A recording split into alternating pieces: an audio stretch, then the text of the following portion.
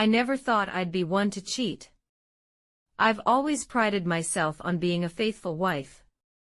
But then again, I never thought I'd have a boss like Charles. He was irresistible from the moment I met him. Tall, dark and confident, with just a hint of danger in his eyes. He had that kind of magnetism that drew people to him, and I was no exception. I tried my best to resist his charm. Every time he complimented me or flashed me that $1,000,000 smile, my heart would race and my palms would sweat. But I couldn't deny the attraction any longer. My marriage had been struggling for months. My husband and I had become more like roommates than lovers, our passion fizzling out like a dying ember. We rarely touched each other anymore, let alone made love. The spark was gone. And then there was Charles. With just a look or a touch, he made me feel alive again. He awakened something inside of me that I thought was long dead. We started innocently enough. Casual conversations at work turned into after-hours drinks, which turned into stolen glances and lingering touches. And then one day it happened.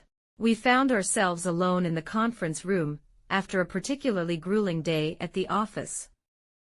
The tension between us was palpable as we stood there in silence, both knowing what was about to happen. And then he kissed me. It was like nothing I had ever felt before.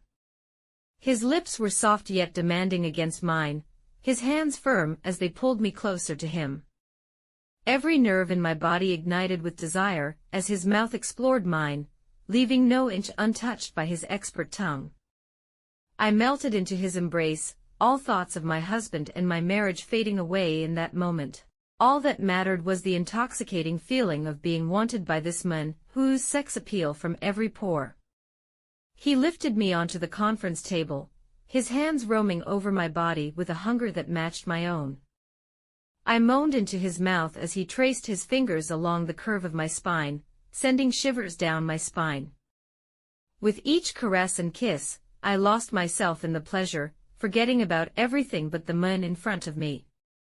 Before I knew it, he had stripped me bare, and was devouring every inch of my body with a passion that left me breathless. His lips and tongue worked magic on my sensitive flesh, bringing me to the edge of ecstasy again and again. The feeling of him was unlike anything I had ever experienced. He filled my soul completely, stretching my desire and emotions in all the right ways with a primal need.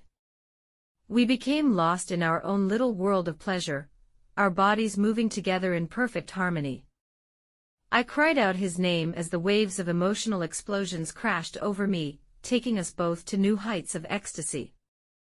We clung to each other as we rode out the aftershocks, our bodies covered in a sheen of sweat, and our hearts pounding in sync.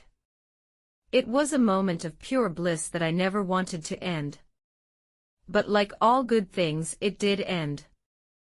We hastily dressed ourselves and went our separate ways, both knowing that what we had done was wrong, but unable to deny the undeniable chemistry between us.